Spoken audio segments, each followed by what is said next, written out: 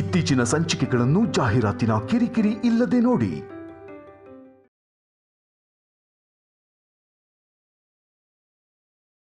ಶತ್ರುಗಳ ಆರ್ತನಾದ, ಶತ್ರುಗಳ ಅಳುಕೊಡೋ ಆನಂದ ಯಾವುದು ಕೊಡೋದಿಲ್ಲ ಅಂದ್ರೆ ನಾನು ಏನೋ ಅನ್ಕೊಂಡಿದ್ದೆ. ಇವಾಗ ಅರ್ಥ ಆಗ್ತಿದೆ ನನಗೆ. ಕಲ್ಯಾಣಿ ಅನುಪಮ ಅಮ್ಮಂಗೆ ನೋವಾಗ್ತಿದ್ರೆ ಇಂಥ ಸಂತೋಷವಾದ ವಿಷಯನ ಹಂಚ್ಕೊಳ್ಳೋದಕ್ಕೆ ನನ್ನೋರು ಅಂತ ಒಬ್ರೂ ಇಲ್ಲ. ನಮ್ಮಮ್ಮ ಬೇರೆ ಹಾಸ್ಪಿಟಲ್ ಅಲ್ಲಿ ಇದ್ದಾಳೆ, ತಮ್ಮ ಬೇರೆ ಬೀದಿಲಿದ್ದಾನೆ. ಇವಾಗ ಈ ಸಂತೋಷನ ಯಾರತ್ರ ಆದ್ರೂ ಹಂಚ್ಕೊಳ್ಳಿಲ್ಲ ಅಂದ್ರೆ ನನ್ನ ಹೊಟ್ಟೆ ಕಿಚ್ಚು ಜಾಸ್ತಿ ಆಗೋಗುತ್ತೆ. ದೇವ್ರೇ, ನನ್ನ ಸಂತೋಷನ ಹಂಚ್ಕೊಳ್ಳೋದಕ್ಕೆ ಯಾರನ್ನಾದ್ರೂ ಕಳ್ಸು ಸ್ವಾಮಿ.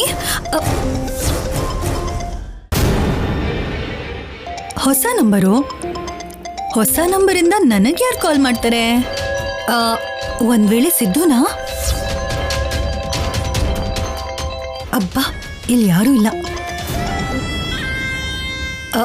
ಹಲೋ, ಯಾರು? ಸಿದ್ದು, ನೀನೇನಾ?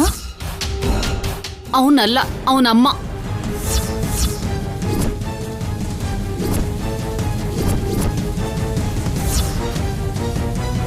ಅಮ್ಮ ನೀನಾ? ನಿನಗ್ ಪಾರ್ಶ್ವವಾಯು ಹೊಡೆದಿದೆ ಅಂತ ನರ್ಸ್ ಹೇಳಿದ್ಲು, ಕಡಿಮೆ ಆಗೋಯ್ತಾ? ನನ್ಗೆ ಯಾಕೆ ಪಾರ್ಶ್ವವಾಯು ಬರುತ್ತೆ?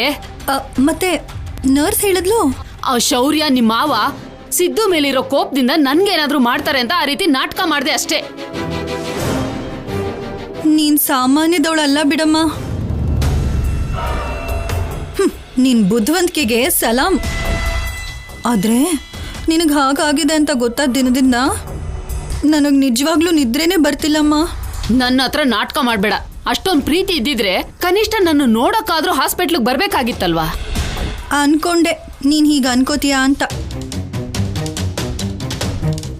ಬರ್ಬೇಕು ಅಂತಾನೆ ನನಗೂ ಇದೆಯಮ್ಮ. ಆದ್ರೆ ಮನೇಲಿ ಪರಿಸ್ಥಿತಿಗಳು ಹಾಗಿಲ್ಲ. ಆ ಸಂಪದನ ಮನೆಯಿಂದ ಹೊರಗಡೆ ಹಾಕ್ಬಿಟ್ರು ಅಮ್ಮ. ಏನು? ಹೌದಮ್ಮ.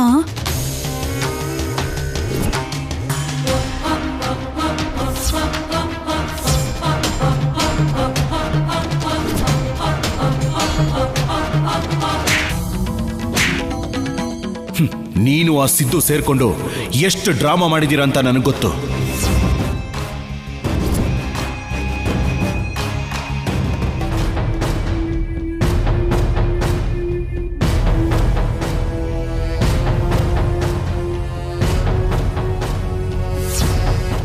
ನನ್ಗೆ ಗೊತ್ತು ಕಣೆ, ಆ ಕಲ್ಯಾಣಿ ಅನುಪಮ ಸಾಮಾನ್ಯದವರಲ್ಲ. ಅಂದ್ರೆ ಸಂಪದ ಮತ್ತೆ ಸಿದ್ದು ನೋಡಕ್ ಹೋಗಿರ್ತಾಳ? ಆ ಚಾನ್ಸ್ ಅಂತೂ ಇದೆಯಮ್ಮ. ಅವನ್ಗೆ ಯಾಕೆ ಇಂಥ ಕಷ್ಟಗಳು? ನನ್ ಮಗನ್ ಪರಿಸ್ಥಿತಿಗೆ ಕಾರಣ ಆಗಿರೋ ಆ ಕಲ್ಯಾಣಿ ಹಾಳಾಗೋಗ್ಬೇಕು. ಅಮ್ಮ, ನೀನೇನು ಚಿಂತೆ ಮಾಡ್ಬೇಡ. ಸದ್ಯದಲ್ಲೇ ಕಲ್ಯಾಣಿ ಕೂಡ ಮನೆಯಿಂದ ಹೊರಗಡೆ ಹೋಗ್ತಾಳೆ. ಏನೇ ನೀನ್ ಹೇಳ್ತಿರೋದು? ಇದಕ್ಕೂ ಮುಂಚೆ ದಮಯಂತಿಯತ್ಗೆ ಕಲ್ಯಾಣಿಯಿಂದ ಕೆಳಗಡೆ ಬಿದ್ದು ಕಾಲ್ ಮುರಿದಿರೋ ಹಾಗೆ ನಾಟಕ ಆಡಿದ್ರು. ಇವಾಗ ಶೌರ್ಯ ಕಲ್ಯಾಣಿ ಮಧ್ಯೆ ಮಾತಿಲ್ಲ.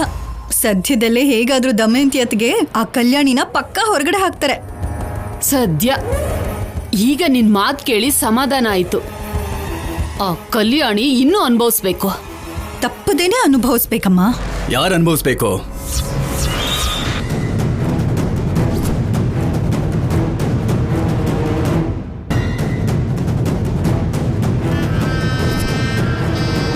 ಏನ್ ಅನುಭವಿಸ್ಬೇಕು? ಯಾರ ಹತ್ರ ಮಾತಾಡ್ತಾ ಇದ್ಯಾ? ನಿನ್ ತಮ್ಮನ ಹತ್ರನಾ? ಚಿಚಿ, ಅಲ್ಲ ರೀ. ನಾನ್ಯಾಕೆ ಅವನಿಗೆ ಮಾಡ್ತೀನಿ? ಫೋನ್ ಕೊಡಿಲಿ. ಬೇಕು ಅಂದ್ರೆ ನೋಡಿ, ಹೊಸ ನಂಬರು. ಯಾರೋ ಜಾತಕ ನೋಡೋರು ನನಗೆ ಕಾಲ್ ಮಾಡಿದ್ರು. ಏನೇನೋ ಕತೆ ಹೇಳ್ತಿದ್ರೆ ನಾನ್ ಕೂಡ ಮಾತಿಗೆ ಮಾತು ಬೆಳೆಸ್ದೆ ಅಷ್ಟೇ. ನಿಜನಾ? ನಂಬಹುದಾ? ನಂಬ್ರಿ. ಆದ್ರೂ ನಿಮಗ್ ಇಷ್ಟ ಇಲ್ದಿರೋ ಕೆಲಸ ಮಾಡಿದ್ರೆ ನಿಮಗ್ ಕೋಪ ಬರುತ್ತೆ ಅಲ್ವಾ? ನಿಮಗ್ ಕೋಪ ಬಂದ್ರೆ ಏನಾಗುತ್ತೋ ಗೊತ್ತಲ್ವಾ? ಅಷ್ಟು ಭಯ ಇದ್ರೆ ಒಳ್ಳೇದು.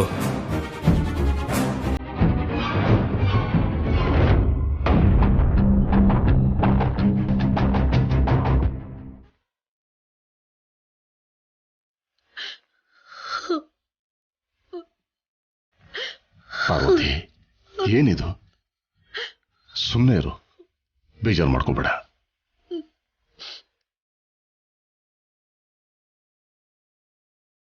ಬೆಳಿಗ್ಗೆವರೆಗೂ ತುಂಬಾ ಅನ್ಯೋನ್ಯವಾಗಿದ್ದ ಜೋಡಿ ಇದ್ದಕ್ಕಿದ್ದ ಹಾಗೆ ಬೇರೆ ಆಗೋದಂದ್ರೇನು? ಕಲ್ಯಾಣಿಗೋಸ್ಕರ ಮಗ್ಗ ಹಿಡಿದು ತುಂಬಾ ಪ್ರೀತಿಯಿಂದ ಸೀರೆ ನೇಯ್ದುಕೊಟ್ಟಿದ್ದ. ಶೌರ್ಯ ಇಷ್ಟು ಕ್ರೂರವಾಗಿ ನಡ್ಕೊಳ್ಳೋದು ಅಂದ್ರೇನ್ರಿ? ಅಷ್ಟಕ್ಕೂ ಇಲ್ಲೇನ್ ನಡೀತಿದೆ? ಅದೇ ಅರ್ಥ ಆಗ್ತಿಲ್ಲ ಪಾರ್ವತಿ. ನಿನ್ನೆವರೆಗೂ ಮೊಮ್ಮಗಳ ಸಂತೋಷನ ನಿನ್ನ ಕಣ್ಣಲ್ಲಿ ನೋಡಿ ಖುಷಿ ಪಟ್ಟೆ. ಆದ್ರೆ ಈಗ ನಿನ್ನ ನೋವು ನೋಡಿ ನನಗೆ ತಡ್ಕೊಳಕ್ಕಾಗ್ತಿಲ್ಲ. ಕಲ್ಯಾಣಿ ಚಿಕ್ಕವಳೇ ಆದ್ರೂ ಯಾವಾಗ್ಲೂ ದೊಡ್ಡವರು ಅಂದ್ರೆ ಗೌರವದಿಂದ ನಡ್ಕೋತಾಳೆ. ದಮಯಂತಿ ಎಷ್ಟೇ ಕಷ್ಟ ಕೊಟ್ರು ಅವಳನ್ನ ಸಹಿಸ್ಕೊಂಡಿದ್ದಾಳೆ. ನಾವು ಬೇಜಾರು ಮಾಡ್ಕೋಬಾರ್ದು ಅಂತ ಅನುಪಮ ಜೊತೆ ಸೇರಿ ಕಷ್ಟನ ಹಂಚ್ಕೊಂಡ್ಲು. ನಮ್ಮ ಮುಂದೆ ಸಂತೋಷವಾಗಿರೋ ಹಾಗೆ ಓಡಾಡಿದ್ಲು. ಅಂತ ನನ್ನ ಮೊಮ್ಮಗಳು ದಮಯಂತಿ ಕಾಲ್ ಮುರಿಯೋ ಹಾಗೆ ಮಾಡ್ತಾಳೇನ್ರಿ? ಅತ್ತೆನ ಕೂಡ ಅಮ್ಮನ ಹಾಗೆ ನೋಡ್ಕೊಳ್ಳೋ ಅಷ್ಟು ಒಳ್ಳೆತನ ಇರೋ ಹುಡುಗಿ. ಅವಳ ಗಂಡನ ಜೊತೆ ಸಂತೋಷವಾಗಿರ್ತಾ ತನ್ನ ಜೀವನ ಆರಾಮಾಗಿ ಸಾಗ್ತಿದೆ ಅನ್ಕೊಳ್ಳೋ ಅಷ್ಟರಲ್ಲಿ ಏನೋ ಒಂದು ಅವಾಂತರ ಬರ್ತಾನೆ ಇದೆ. ಇಷ್ಟು ದಿನ ಸಂಪದ, ಇವಾಗ ದಮಯಂತಿ. ಅವಳಿಗೆ ಯಾಕೆ ಇಷ್ಟು ಕಷ್ಟ ಕೊಡ್ತಿದಾರೋ ಏನೋ ಆ ಭಗವಂತನ್ಗೆ ಗೊತ್ತಾಗ್ಬೇಕು. ಅಮ್ಮರೇ, ದೇವರು ಒಳ್ಳೆಯವ್ರಿಗೆ ತುಂಬಾ ಪರೀಕ್ಷೆಗಳನ್ನು ಕೊಡ್ತಾನೆ ಅಂತ ನೀವೇ ನನ್ಗೆ ಎಷ್ಟೋ ಸಲ ಹೇಳ್ತಾ ಇರ್ತೀರಲ್ಲಮ್ಮ. ನಿಮ್ಮ ಹಾಗೆ ಅನುಪಮ ಅಮ್ಮ, ಕಲ್ಯಾಣಿ ಅಮ್ಮವರು ತುಂಬಾ ಒಳ್ಳೆಯವರಮ್ಮ. ಅದಕ್ಕೆ ಅವ್ರನ್ನ ಅಳಿಸ್ತಾ ಮೇಲಿರೋನು ಖುಷಿ ಪಡ್ತಿದ್ದಾನೆ. ಆ ದೇವ್ರಿಗೆ ಮನ್ಸು ಅನ್ನೋದಿದ್ರೆ ಗೊತ್ತಾಗ್ತಿತ್ತು ಅಮ್ಮೋರೆ, ಮನುಷ್ಯ ಅನುಭವಿಸೋ ನೋವು, ಮನಸ್ಸು ಅನುಭವಿಸೋ ವೇದನೆ ಏನು ಅಂತ. ಹೌದು ಬಾಲಾಜಿ, ಎಲ್ಲ ಗೊತ್ತಿರೋ ಶೌರ್ಯ ಕೂಡ ಅರ್ಥ ಮಾಡ್ಕೊಳ್ಳದೇನೆ ಕಲ್ಯಾಣಿನ ಶತ್ರು ಹಾಗೆ ನೋಡ್ತಿದ್ದಾನೆ. ಚೆನ್ನಾಗೇ ನೋಡ್ಕೊಳ್ತಾ ಇರ್ತಾನೆ, ಆದ್ರೆ ಇದಕ್ಕಿದ್ದ ಹಾಗೆ ಕೋಪ ಮಾಡ್ಕೊಂಡು ಬೇಜಾರು ಮಾಡ್ಕೋತಾನೆ. ಅವನ್ ತಾಯಿ ಮೇಲೆ ಜೀವನ ಇಟ್ಕೊಂಡಿದ್ದಾನ್ರಿ. ನಿಜಾನೇ ಪಾರ್ವತಿ, ತಾಯಿನ ಪ್ರೀತಿಸ್ಬೇಕು, ಆದರೆ ಹೆಂಡತಿನ ದ್ವೇಷಿಸಬಾರ್ದಲ್ವಾ?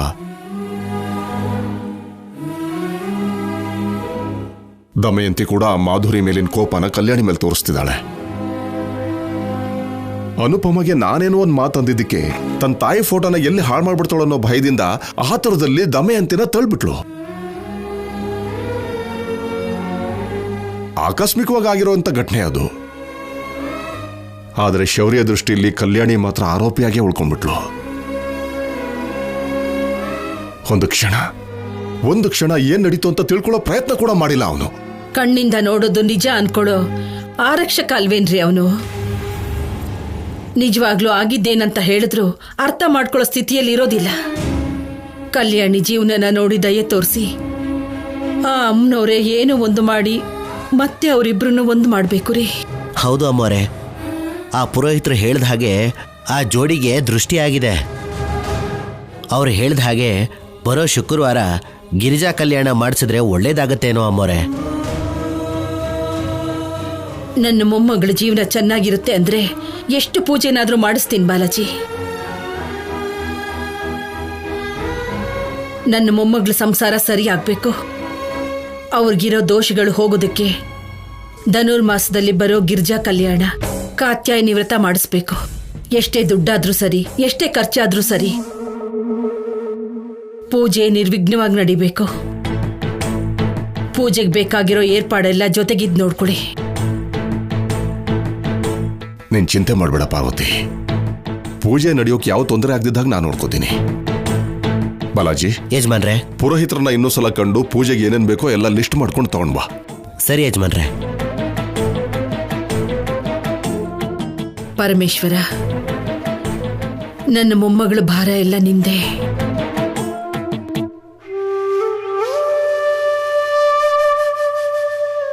ಕಲ್ಯಾಣಿ,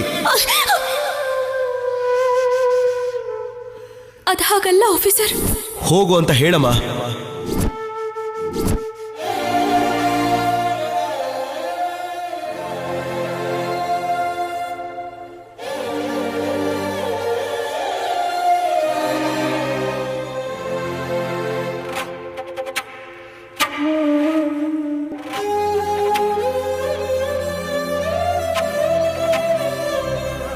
ಯಾವಾಗ್ಲೂ ನಗ್ನಗ್ತಾ ಮೌನವಾಗಿ ಪ್ರಶಾಂತವಾಗಿರು ನೀನು. ಇವತ್ತ್ಯಾಕೆ ಹೀಗೆ ನಡ್ಕೊಂಡ್ಬಿಟ್ಟೆ ನೀನು? ನನ್ನ ಬೈದಿದ್ರು ಅಷ್ಟು ನನಗೆ ನೋವು ಆಗ್ತಾ ಇರ್ಲಿಲ್ಲಮ್ಮ. ನಿಮಗ್ ಬೈದ್ರು, ನಿಮಗ್ ಯಾರಾದ್ರೂ ಏನಾದ್ರು ಅಂದ್ರೆ ನನ್ ಸಹಿಸ್ಕೊಳಕ್ಕಾಗಲ್ಲಮ್ಮ. ಅವ್ರಿಗೆ ಏನ್ ಅರ್ಥ ಆಯ್ತೋ ಅದ್ರ ಪ್ರಕಾರ ಅವ್ರು ಮಾತಾಡಿದ್ರು. ನಾನೇನು ನನ್ನ ಪರಿಸ್ಥಿತಿ ಅನ್ನೋದು ನನಗ್ ಗೊತ್ತು, ಆದ್ರೆ ಅವ್ರಿಗೆ ಯಾರಿಗೂ ಗೊತ್ತಿಲ್ವಲ್ಲ. ಇಷ್ಟು ಚಿಕ್ಕ ಮಾತಿಗೆ ನೀ ಯಾಕೆ ಹಾಗೆ ನಡ್ಕೊಂಡೆ? ಅವ್ರು ಹೇಳಿದ್ದು ಚಿಕ್ಕ ಮಾತಲ್ಲಮ್ಮ. ಆ ಒಂದು ಮಾತು ಹೆಣ್ಣನ್ನ ಬದುಕೋಗ್ಬೇಡ್ದೆ ಸಾಯಿಸುತ್ತೆ. ಬಂಜೆ ಅಂತ ಯಾಕಮ್ಮ ಹೇಳ್ತಾರೆ? ಏನ್ ಗೊತ್ತು ಅಂತ ಅವ್ರ ಆ ಮಾತು ಹೇಳ್ತಾರೆ. ನಾನಿದ್ದೀನಿ, ನಾನಿರೋವಾಗ ನೀವ್ ಹೇಗ್ ಬಂಜೆ ಆಗ್ತೀರಾ? ಒಂದು ಮಾತಾಡೋಕ್ಕೂ ಮುಂಚೆ ಹಿಂದೆ ಮುಂದೆ ಯೋಚನೆ ಮಾಡಿ ಮಾತಾಡ್ಬೇಕು.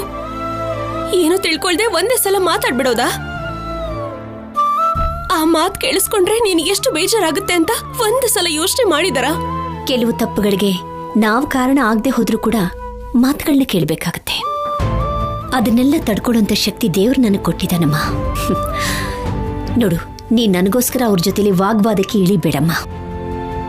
ನಿಮ್ಗೆ ಅಷ್ಟೆಲ್ಲ ಅಂತಿರುವಾಗ ಹೊರಗಿನವಳ ಹಾಗೆ ಸುಮ್ನೆ ಹೋಗೋದಕ್ಕೆ ನನ್ನಿಂದ ಆಗಲ್ಲಮ್ಮ. ನಿಮ್ ಹೊಟ್ಟೆಲ್ ಹುಟ್ಟೋ ಅದೃಷ್ಟನ ಆ ದೇವ್ರು ನನಗೆ ಕೊಡ್ತಾ ಇರ್ಬೋದು, ಆದ್ರೆ ನನಗಮ್ಮ ಅಂದ್ರೆ ನೀವೇ. ನನ್ನಮ್ಮನ ಬೈಯುವಾಗ ತಡ್ಕೊಳ್ಳೋ ಶಕ್ತಿ ನನಗಿಲ್ಲಮ್ಮ. ನನಗೇನಾದ್ರೂ ಅಂದ್ರೆ ನಿನ್ ಕೈಲಿ ತಡ್ಕೊಳಕ್ಕಾಗಲ್ಲ. ನೀನ್ ಈ ರೀತಿ ಇದ್ರೆ ನಮ್ ಕೈಲಿ ತಡ್ಕೊಳಕ್ಕಾಗತ್ತಾ? ನೀನೇ ಹೇಳು. ನೀನು ಶೌರ್ಯ ಸಂತೋಷವಾಗಿದ್ದೀರಿ, ತುಂಬಾ ಅನ್ಯೋನ್ಯವಾಗಿದ್ದೀರಿ ಅಂತ ನಾನು ಎಷ್ಟು ಸಂತೋಷ ಪಟ್ಕೊಂಡೆ. ಅನ್ಕೊಳ್ಳೋಷ್ಟ್ರಲ್ಲಿ ಇವೆಲ್ಲ ನಡೆದೋಯ್ತು. ಇಂಥ ಚಿಕ್ಕ ಚಿಕ್ಕ ಜಗಳಗಳಿಂದ, ಮಧ್ಯದಲ್ಲಿ ಯಾರೋ ಮಾತಾಡೋ ಮಾತುಗಳಿಂದ ಮತ್ತೆ ನೀವಿಬ್ರು ಎಲ್ಲಿ ದೂರ ಆಗ್ಬಿಡ್ತೀರೋ ಅಂತ ಭಯ ಆಗ್ತಿದೆಮ್ಮ. ಇಲ್ಲಮ್ಮ, ಆಫೀಸರ್ಗೆ ಅವ್ರ ಅಮ್ಮ ಅಂದ್ರೆ ಇಷ್ಟ. ನಮ್ಮಮ್ಮ ಅಂದ್ರೆ ನನಗೆಷ್ಟಿಷ್ಟನೋ ಆಫೀಸರ್ಗೂ ಅವ್ರ ಅಮ್ಮ ಅಂದ್ರೆ ಹಾಗೆ ಅಲ್ವಾ? ಅವ್ರಮ್ಮ ಹಾಗೆ ಬಿದ್ದಿದ್ದಕ್ಕೆ ಆಫೀಸರ್ ಹಾಗೆ ರಿಯಾಕ್ಟ್ ಮಾಡಿದ್ರು ಅಷ್ಟೇ ಹೊರತು ನಮ್ಮ ಮಧ್ಯ ಇರೋ ಪ್ರೀತಿಗೆ ಅದ್ಯಾವುದೋ ಅಡ್ಡ ಬರಲ್ಲ. ಆ ನಂಬಿಕೆ ನನಗಿದೆ. ಆದ್ರೆ ಒಂದ್ ಮಾತು, ಇಷ್ಟೆಲ್ಲ ಜಗಳ ಆಗಿ ಇಷ್ಟು ನೋವಾದ್ರೂ ದಮಯಂತಿ ಅತ್ತೆ ಏಟ ಆಗಿದೆ ಅಂತ ನಾಟಕ ಆಡ್ತಿದ್ದಾರೆ ನೋಡಿ, ಅದ್ ನನಗಿಷ್ಟ ಆಗ್ಲಿಲ್ಲ. ನೀನ್ ಇಂಥದ್ರ ಬಗ್ಗೆ ಎಲ್ಲ ಯೋಚನೆ ಮಾಡಬೇಡ. ಯೋಚನೆ ಮಾಡಿದಷ್ಟು ಮನಸ್ಸು ಕೆಟ್ಟ ಹೋಗುತ್ತಮ್ಮ. ಮನಸ್ಸು ಕೆಟ್ಟ ಹೋದ್ರೆ ಮನುಷ್ಯರ ಮಧ್ಯೆ ಸಂಬಂಧಗಳೇ ದೂರ ಆಗ್ಬಿಡುತ್ತೆ. ಮನುಷ್ಯರ ಮಧ್ಯೆ ಪ್ರೇಮ ಇರಬೇಕೇ ಹೊರತು ಅವ್ರನ್ನ ದೂರ ಮಾಡಿದ್ವಿ ಅನ್ನೋ ಯೋಚನೆ ಯಾರಿಗೂ ಬರಬಾರ್ದು. ಇದನ್ನೆಲ್ಲ ಬಿಟ್ಟು ನೀವಿಬ್ರು ಚೆನ್ನಾಗಿರ್ಬೇಕು ಅಂದ್ರೆ ಮೊದಲು ಗಿರ್ಜಾ ಕಲ್ಯಾಣನ ಮಾಡಿಸ್ಬೇಕು. ಮೊದಲು ಆ ಕೆಲಸನ ಮಾಡೋಣ.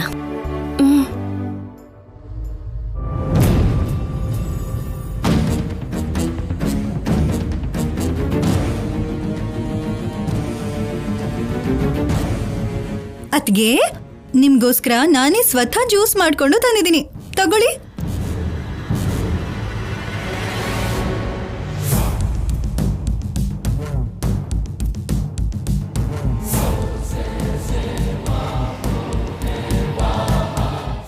ನಾನ್ ನಿಮ್ ಹತ್ರ ಶಿಷ್ಯ ಆಗೋಣ ಅನ್ಕೋತಿದ್ದೀನಿ ಅತ್ಗೆ. ಯಾವುದಕ್ಕೆ? ಯಾಕೆ ಅಂತ ಮೆಲ್ಲ ಕೇಳ್ತಿದ್ದೀರಲ್ಲ ಅತ್ಗೆ. ನೀವೆಷ್ಟು ದೊಡ್ಡೋರು. ನಾನಾ? ನೀವೇ ಅತ್ಗೆ. ನಿಮ್ ಬುದ್ಧಿವಂತಿಕೆ ಗುಳ್ಳೆ ನರಿಗೂ ಕೂಡ ಇರೋದಿಲ್ಲ. ಏಯ್, ಅಂದ್ರೆ ನಾರು ಬುದ್ಧಿವಂತ ಅಂತಾರ ಅಲ್ವಾ ಅತ್ಗೆ, ಅದಕ್ಕೆ ಅದ್ರ ಜೊತೆ ಹೋಲಿಸ್ದೆ. ಹಾಲು ನೀರಿನ ಹಾಗೆ ಬೆರ್ತೋಗಿದ್ ಶೌರ್ಯ ಕಲ್ಯಾಣಿನ ಚಿಟ್ಕೆಯಲ್ಲಿ ಬೇರೆ ಮಾಡೋ ಅಂತ ಕೆಲ್ಸ ಮಾಡಿ ಇಬ್ರು ದೂರ ಆಗೋ ಹಾಗೆ ಮಾಡಿದಿರ. ಇವಾಗ ಅವ್ರ ಮಧ್ಯೆ ಮಾತಿಲ್ಲ, ಮಾತಾಡ್ಕೋತಾನೂ ಇಲ್ಲ. ಇದೆಲ್ಲ ಕನಸ ನಿಜನಾ ಅನ್ನೋ ಹಾಗಿದೆ ಅತ್ಗೆ. ಎಲ್ರ ಮುಂದೆ, ಅದು ಕಲ್ಯಾಣಿ ಮೇಲೆ ಕೈ ಎತ್ತೋ ಹಾಗೆ ಮಾಡಿದ್ರಿ. ಕಣ್ಮುಂದೆ ಏನ್ ನಡೀತಿದ್ಯೋ ಅರ್ಥ ಆಗದೆ ಎಲ್ರು ಗೊಂಬೆ ಹಾಗಿದ್ಬಿಟ್ರು. ಜೊತೆಗೆ ನಾನು ಕೂಡ. ಇದು ನಾನ್ ಹುಟ್ಟಿರೋ ಮನೆ. ಇನ್ನು ಮುಂದೆ ಈ ಮನೆ ರಾಜ್ಯಭಾರ ಕೂಡ ನಂದೆ. ಅಂದ್ರೆ ಗಂಡನ್ ಮನೆ ಕೂಡ ಇದೆ. ಹೀಗಿರುವಾಗ ಈ ಮನೆ ಆಡಳಿತನ ನನಗ್ ಬಿಟ್ಟು ಆ ಅನುಪಮಂಗೆ ಅವಳ ನಂತರ ಕಲ್ಯಾಣಿಗೆ ಕೊಡ್ತಾ ಸುಮ್ಮನೆ ಇದ್ಬಿಡ್ತೀನಿ ಅಂತ ಅನ್ಕೊಂಡಿದ್ದ? ಈ ಕೋಟೆಗೆ ಯಾವತ್ತೇ ಆದ್ರೂ ನಾನೇ ಮಹಾರಾಣಿ. ನನ್ನ ಸ್ಥಾನಕ್ಕೋಸ್ಕರ ನಾನು ಏನ್ ಬೇಕಾದ್ರೂ ಮಾಡ್ತೀನಿ, ಎಷ್ಟು ದೂರ ಬೇಕಾದ್ರೂ ಹೋಗ್ತೀನಿ. ಸಂಪದ ಕಲ್ಯಾಣಿನ ಸಿಕ್ಕಾಕಿಸ್ಬೇಕು ಅನ್ನೋ ಆವೇಶದಲ್ಲಿ ತನ್ನ ಗುಂಡಿನ ತಾನೇ ತೋಡ್ಕೊಂಡ್ಲು. ಕಲ್ಯಾಣಿ ಕೊಟ್ಟ ಏಟಿಗೆ ಈ ಮನೆಯಿಂದ ಹೊರಟೋದ್ಲು. ಆದ್ರೆ ಈ ಕಲ್ಯಾಣಿ ಹಾಗಲ್ಲ. ಅಂಥ ತಪ್ಪು ಇವಳು ಮಾಡಲ್ಲ. ಅವಸರದಲ್ಲಿ ನಾಲ್ಗೆ ಜಾರಿ ಕೂಡ ಒಂದು ಮಾತು ಹೇಳಲ್ಲ. ಅಷ್ಟು ಮಾತ್ರ ಅಲ್ಲ, ಸಂಪದಾಗೆ ತನ್ನೋರು ಅನ್ನೋರು ತನ್ನ ಪರ ನಿಲ್ಲೋ ಅಂಥವ್ರು ಯಾರೂ ಇಲ್ಲ. ಆದ್ರೆ ಕಲ್ಯಾಣಿಗ್ ಹಾಗಲ್ಲ. ಅವಳು ಬೆನ್ನ ಹಿಂದೆ ನಮ್ಮ ಮನೇಲಿರೋ ಪ್ರತಿಯೊಬ್ರು ನಿಂತಿದ್ದಾರೆ. ಕಲ್ಯಾಣಿಗೆ ಒಂದು ಮಾತಂದ್ರು, ನಮ್ಮಮ್ಮ ಅವಳನ್ನ ಸಾಕಿದ ತಾಯಿ, ಕೊನೆಗೆ ನನ್ನ ಗಂಡ ಕೂಡ ನನ್ನ ಮೇಲೆ ರೇಗ್ಕೊಂಡು ಬರ್ತಾರೆ. ಅದಕ್ಕೆ ಅವಕಾಶ ನೋಡ್ಕೊಂಡು ಹೊಡಿಬೇಕು. ಅದನ್ನೇ ಮಾಡಿದ್ದು. ನನ್ನ ಪ್ಲಾನ್ ವರ್ಕೌಟ್ ಆಯ್ತು. ನಾನು ಅನ್ಕೊಂಡಿದ್ದನ್ನ ಸಾಧಿಸ್ದೆ. ಈಗ ನನಗೆ ತುಂಬಾ ತುಂಬಾ ಸಂತೋಷ ಆಗ್ತಿದೆ. ಒಂದೇ ಏಟಿಗೆ ಎಲ್ರೂ ಅಲ್ಲೋಲ ಕಲ್ಲೋಲ ಆಗೋದ್ರು. ಹೌದದ್ಗೆ, ನಿಮ್ಗಿಂತ ನನಗೆ ಜಾಸ್ತಿ ಖುಷಿ ಆಗ್ತಿದೆ. ನಿಮ್ಗೆಲ್ವು ನನ್ಗೆಲ್ವು ಅನ್ನೋಷ್ಟು. ಶೌರ್ಯ ಕಲ್ಯಾಣಿ ಮಧ್ಯೆ ಬೆಳ್ದಿರೋ ದೂರನ ನೀವಿನ್ನೂ ದೂರ ಮಾಡ್ಬೇಕು. ಈ ಮಹಾಯಜ್ಞದಲ್ಲಿ ನಾನು ನಿಮ್ ಹಿಂದೆನೆ ಇರ್ತೀನಿ ಅತ್ಗೆ.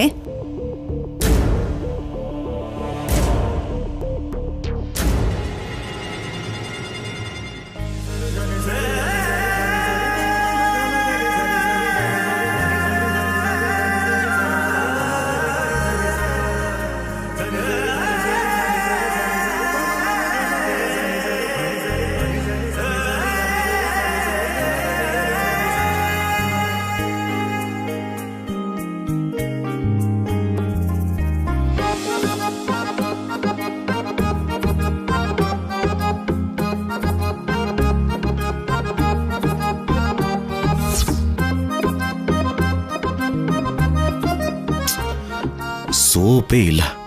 ಅಮ್ಮ ಅಮ್ಮ, ಸೋಪ್ ತಗೊಂಡ್ ಬಾಮ. ಅಮ್ಮ. ಅಯ್ಯೋ ಅದ್ಗೆ ಅಷ್ಟ ಅವಸರದಿಂದ ಎಲ್ಲಿಗೆ ಹೋಗ್ತಿದ್ದೀರಾ? ಕೇಳಿಸ್ತಿಲ್ವಾ? ಶೌರ್ಯ ಸೋಪ್ ಬೇಕು ಅಂತ ಕೇಳ್ತಿದ್ದಾನೆ. ಅಯ್ಯೋ ಅತ್ತಿಗೆ, ನಿಮಗ್ ತಲೆ ಕೆಲಸ ಮಾಡ್ತಿಲ್ವಾ? ನೀವಿವಾಗ ಕಾಲ್ ಮುರಿದಿದೆ ಅಂತ ನಾಟಕ ಆಡ್ತಿದ್ದೀರಾ. ನೀವಿವಾಗ ಜಿಂಕೆ ಮರಿ ಹಾಗೆ ಹಾರ್ತಾ ಹೋಗಿ ಸೋಪ್ ಕೊಟ್ರಿ ಅನ್ಕೊಳ್ಳಿ, ನೀವ್ ಆಡ್ತಿರೋದೆಲ್ಲ ನಾಟಕ ಅಂತ ಗೊತ್ತಾಗೋಗುತ್ತೆ. ಸುಳ್ಳು ಹೇಳಿ ಇಷ್ಟು ದೊಡ್ಡ ರಾದ್ಧಾಂತ ಮಾಡ್ದ್ಯಾ ಅಂತ ಅತ್ತೆ ಅವ್ರು ಒಂದ್ ಕಡೆ, ಶೌರ್ಯ ಒಂದ್ ಕಡೆಯಿಂದ ನಿಮ್ ಮೇಲೆ ದಾಳಿ ಮಾಡ್ತಾರೆ. ಆವಾಗ ಅದು ನಿಮ್ ಮೇಲೆ ಬರುತ್ತೆ. ನಿಜನೇ ಪಲ್ಲವಿ, ಆ ವಿಷಯನೇ ಮರ್ತು ಹೋದೆ. ಸಮಯಕ್ಕೆ ಸರಿಯಾಗಿ ನೆನ್ಪು ಮಾಡ್ದೆ.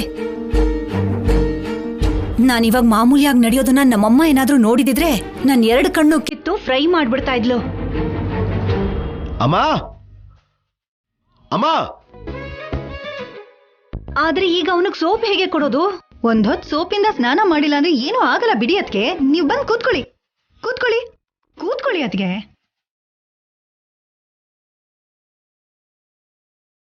ಅಮ್ಮ ಯಾಕಿನ್ನೂ ಬಂದಿಲ್ಲ? ಓ, ಮರ್ತೋಗಿದ್ದೆ. ಅಮ್ಮನ್ಗೆ ಕಾಲು ಏಟಾಗಿದೆಯಲ್ಲ. ಸರಿ, ಇವತ್ತು ಹಾಗೆ ಸ್ನಾನ ಮಾಡಿದ್ರೆ ಆಯ್ತು.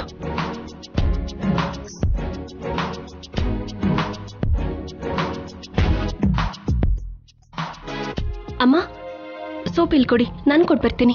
ಬೇಡ ಕಲ್ಯಾಣಿ, ಈಗಾಗ್ಲೇ ಶೌರ್ಯ ನಿನ್ ಮೇಲೆ ಕೋಪಿಸ್ಕೊಂಡಿದ್ದಾನೆ. ಈಗ ನೀನ್ ಇದನ್ನ ತಗೊಂಡ್ ಹೋದ್ರೆ ನಿನ್ ಯಾರು ತರೋದಕ್ಕೆ ಹೇಳಿದ್ರು ಅಂತ ಸುಮ್ನೆ ಕೂಗಾಡ್ತಾನೆ. ಅದಕ್ಕೆ ನಾನೇ ತಗೊಂಡ್ ಹೋಗ್ಕೊಡ್ತೀನಿ. ಪರವಾಗಿಲ್ಲಮ್ಮ, ಆಫೀಸರ್ಗೆ ನನ್ನ ಮೇಲೆ ಚಿಕ್ಕದಾಗಿ ಕೋಪ ಇದೆ ಅಷ್ಟೇ. ನಿಜ ಹೇಳ್ಬೇಕು ಅಂದ್ರೆ ಅದು ನನ್ನ ಮೇಲಿರೋ ಕೋಪ ಅಲ್ಲ, ಅತ್ತೆ ಮೇಲಿರೋ ಪ್ರೀತಿ. ಏನೇ ಆದ್ರೂ ಕೋಪನೇ ಆಗ್ಲಿ ಪ್ರೀತಿನೇ ಆಗ್ಲಿ, ಅದನ್ನ ನಮ್ಮವ್ರ ಮೇಲೆ ಅಲ್ವಾ ನಾವು ತೋರಿಸೋದು. ಆಫೀಸರ್ ನನ್ನ ಹೊಡೆದ್ರು ಬೈದ್ರು ನಾನ್ ತಡ್ಕೊಳ್ತೀನಿ. ಯಾಕಂದ್ರೆ ಆಫೀಸರ್ ಕೋಪದಲ್ಲೂ ಕೂಡ ನನಗ್ ಪ್ರೀತಿನೇ ಕಾಣಿಸುತ್ತೆ. ಹೇಳಿದ್ರೆ ನೀನೆಲ್ ಕೇಳ್ತೀಯ? ತುಂಬಾನೇ ಮೊಂಡಿ ನೀನು. ನೀವೇ ಹೇಳಿದ್ರಲ್ಲಮ್ಮ, ಗಂಡ ಹೆಂಡತಿ ಮಧ್ಯ ಮನಸ್ತಾಪಗಳು ಬಂದಾಗ ಯಾರೋ ಒಬ್ರು ಶರಣಾಗ್ಬೇಕಂತ. ಅದಕ್ಕೆ ನಾನ್ ಶರಣಾಗ್ತೀನಿ.